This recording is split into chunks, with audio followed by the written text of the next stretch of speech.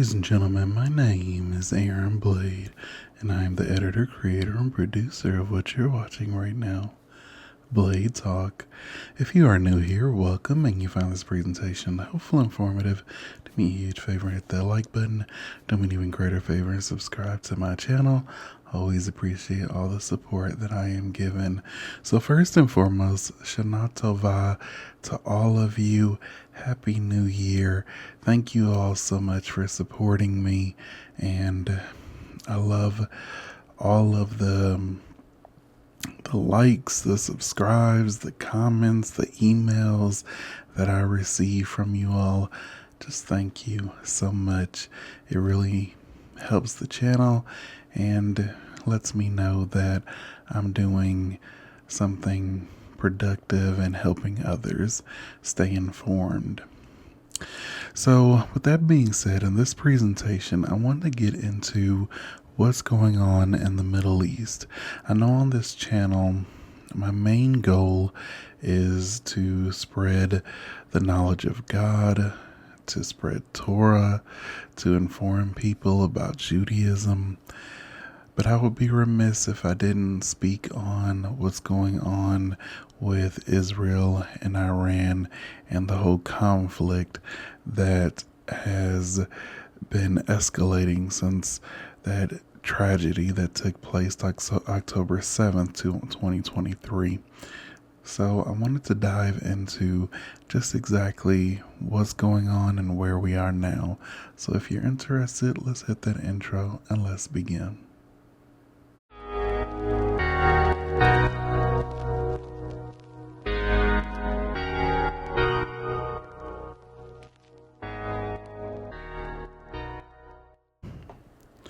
All right, so again, I want to discuss this topic because I don't want people to succumb to trends, other people's agendas. I don't want people to get manipulated, follow social media posts, etc., etc. I think that it's better for people to have knowledge on what's going on in the Middle East. And there have been many that have asked, well, do you have family in Israel? And to that I respond, yes, a few million, actually. So it's something that I'm passionate about, okay? So if you've been following the news since October 7th, 2023, what you'll find is that since then, Hezbollah has been pretty much antagonizing firing rockets into Israel ever since. Okay. Now, Hezbollah is a Lebanese terrorist group. Actually, it's a Iranian proxy group, but it is also a party in the Lebanese government. Basically, Lebanon has been turned into a chaotic hellhole by Iranian and Syrian intervention in the state. Hezbollah is a major part of the government as well as being a major terrorist group. Now, for a little backstory, in 2000, Israel pulled out of southern Lebanon in the same way that we withdrew from the Gaza Strip in 2005. In 2006, there was a 34-day war between Hezbollah and the Israelis, in which Hezbollah completely got demolished. No contest. The UN then stated that they didn't want Israel occupying that area, so Israelis essentially abandoned the area. And when that happens, that creates a power vacuum. And you'll notice a pattern as we continue to discuss it. So in the year 2000, Israel abandons southern Lebanon. And then there is a 34-day war with the people that took over this terrorist organization known as Hezbollah. And you'll notice a similar case when we abandoned the Gaza Strip in 2005. The people there promptly elected Hamas, and that took over the region. And it's the same way that when America had troops in Afghanistan, we provided stability in the region. And when we left, the Taliban took over, and now women don't have rights in the country. Okay, so it creates this power vacuum. All right, the only thing that stops bad people with bad intentions are a strong presence and a show of force. Essentially, that is what foreign policy is. I never cared for America negotiating with terrorists, and I'm a firm believer in the peace through strength style of foreign policy. Anyway, getting back to our history lesson, Israel determined that the greater military threat was not Hamas to the south, but Hezbollah to the north. They have some 200,000 rockets aimed at Israel. Now, as you know, Iran activated its proxies, Hamas, Hezbollah, the Houthis. And what Iran wanted was to crush any sort of peace deal between Israel and the Sunni Gulf Arab world. So basically, what they were hoping to do was, by initiating the conflict and that tragedy that occurred on October 7th, it would turn the conflict into a Muslim versus Jew type of war, type of conflict, instead of a Shia versus Israel and Sunni conflict. So that's what the Abraham Accords did, by the way. They were about the Sunni Arabs and Israelis deciding that Iran was a greater threat. They were going to work together to essentially disarm them. Iran's goal was to create this Muslim versus Jew war, which I don't have to tell you, some people have bought into. So again, since October 7th, Hezbollah has fired between 8 and 10,000 rockets into northern Israel, forcing the people that live in the north of Israel to evacuate. So about 100,000 Israelis have abandoned their homes and haven't been back in about a year because Hezbollah keeps firing rockets in their direction. Well, a couple weeks ago, Israel decided that it essentially had enough of this. So Israel initiated what is being dubbed Operation Grim Reaper. This is the single most hilarious and effective anti-terror operation in history. So Israel, 15 years ago, founded a beeper company. Mossad had put together a fake beeper company in the knowledge that the leader of Hezbollah would eventually realize that all of his communication could be hacked and he would move to dumb methods of communication. His fear was that the Jews could essentially hack into iPhones, Androids. It's that whole conspiracy theory. Jews control tech, Jews control money, all of that good stuff, right? So he went back to the old way of doing things. So the entire terrorist organization started to use beepers beginning in around February, March of this year. So the terrorist group early this year bought a bunch of beepers, not knowing that Israel made them and put explosive material in them. So a couple weeks ago, Israel decided to blow up all of the beepers. So of course, this injures and kills a couple thousand terrorists, as well as destroy their entire method of communication. The terrorist leader then ordered people to ditch the beepers and get walkie-talkies, forgetting that, they got those from the Israelis as well. So Israel proceeds with blowing up all the walkie-talkies, injuring more terrorists. So Israel has completely taken out Hamas. They are basically done. No one has heard from the leader Yahya Sinwar in weeks. He could be dead for all we know. And in the north, Israel has blew up communications with Hezbollah.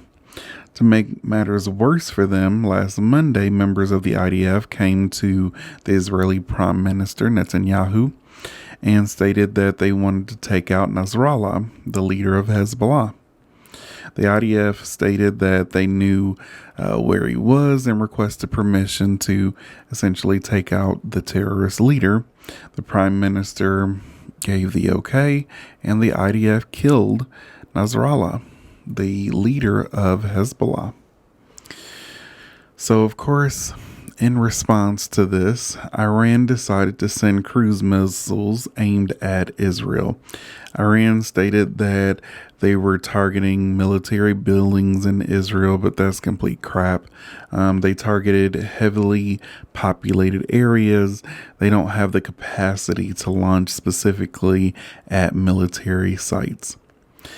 So the United States, along with Jordan and some others, have worked with Israel to shoot down all these missiles. There was one casualty, and it just so happened to be a Palestinian that was killed. So let's put this into perspective. For all the people that are saying that, well, free Palestine and the Palestinians need X, Y, and Z. Notice that Iran doesn't care about the innocent Palestinians in the region. They only care to make them beneficial to their agenda. But they don't care. Okay? So I wanted to get that out the way. That being said, they launched all these missiles, and again, the United States, Jordan, Israel has two defense systems. One is the Iron Dome that shoots down short-range missiles and rockets, and then they have what's called David Slingshot, which is effective for long-range missile and rocket fire. Sirens, of course, go off in Israel, notifying its citizens to seek shelter, things like that, because they were just raining down all these cruise missiles that Iran ordered to be fired at Israel following the death of Nasrallah. Now, what's important to know about this strike is that, again, only one person died, and it was a Palestinian.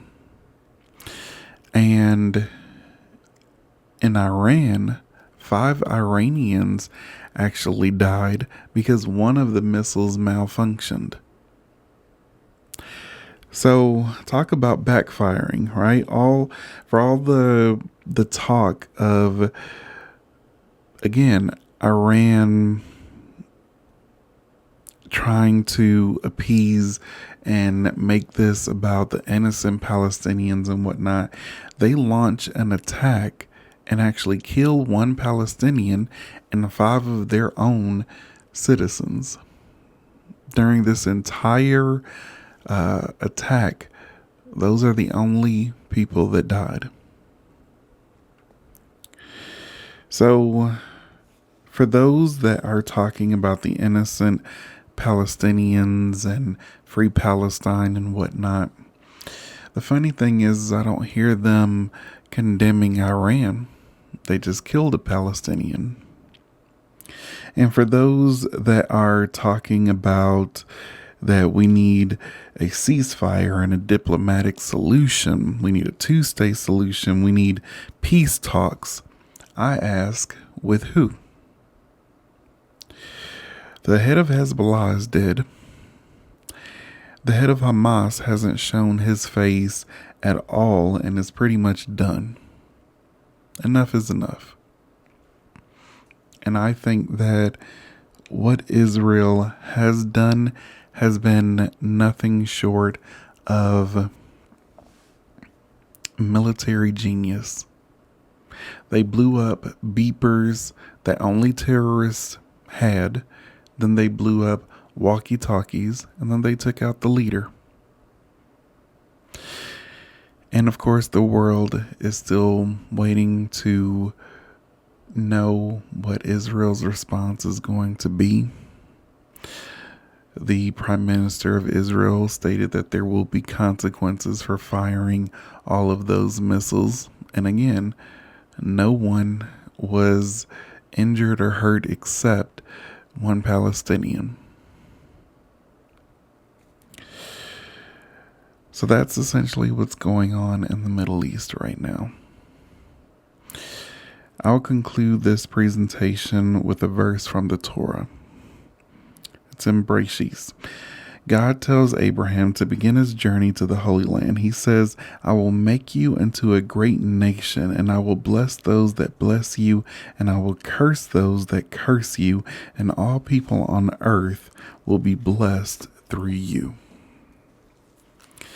Now, I want to note the evidence of that verse. Israel declares its independence.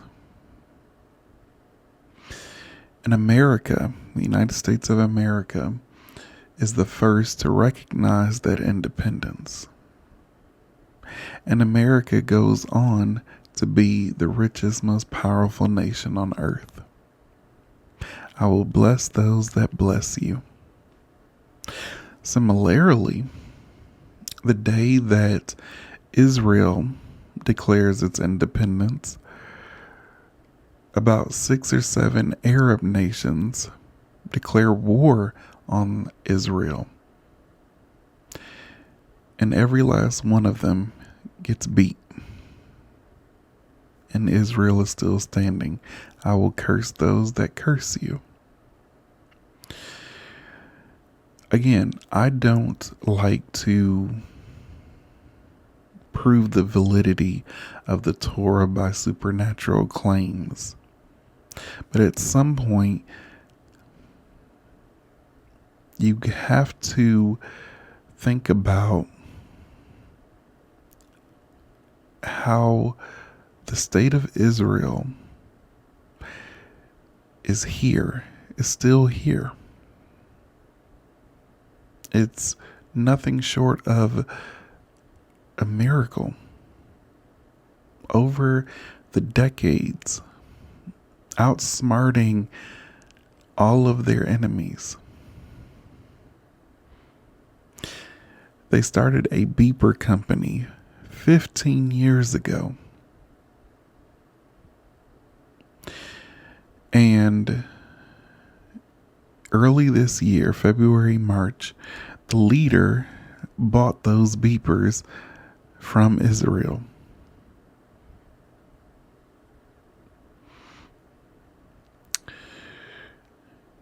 Israel's existence is nothing short of a miracle in my eyes.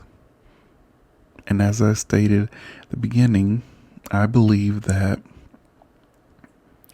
Jews deserve a place to call home, to be safe. For the people that are saying we need a two-state solution, that's not what these people want. They want to wipe Israel off of the map. They don't want a two-state solution.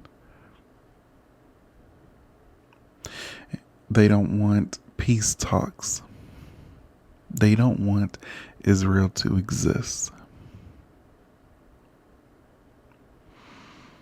Now, Iran has stated that if Israel retaliates, then it's going to start targeting places like Saudi Arabia, etc. And they don't want those problems at all. Because if you want everyone in the region to turn against you, then go for it. Iran did this so that the Israelis and the Sunni Arab population wouldn't essentially make a deal. They were finding common ground. So Iran is trying to make this a Muslim versus Jew thing. when in actuality, they're just stopping peace talks.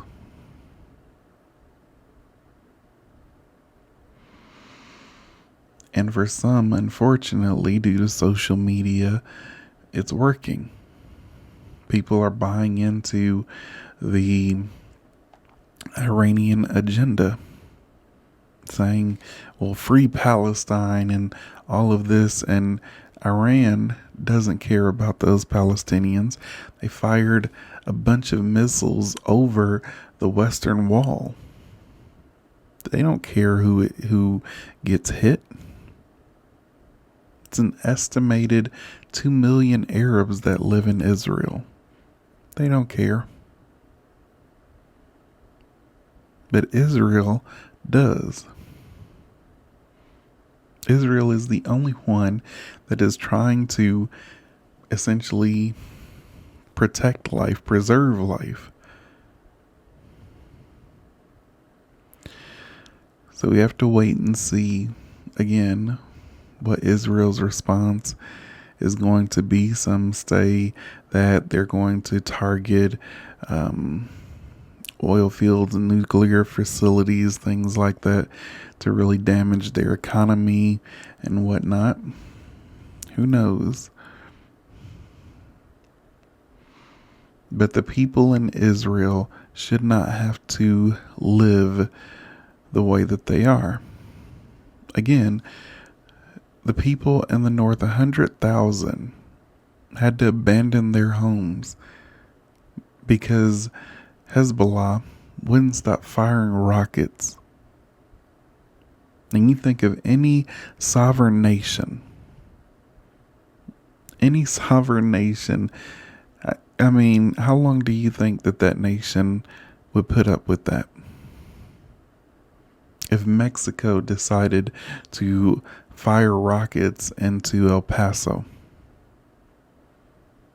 and force the people living there to evacuate, how long would America stand for that? A day? A week? Yet Israel has been dealing with that for a year.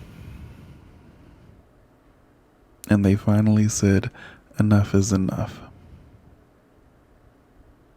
Iran doesn't have the capability to go toe-to-toe with Israel militarily, so they activate these terrorist proxies, the Houthis, Hamas, Hezbollah. And Israel is getting fed up and saying enough is enough. So again, I am a Zionist. I support Israel.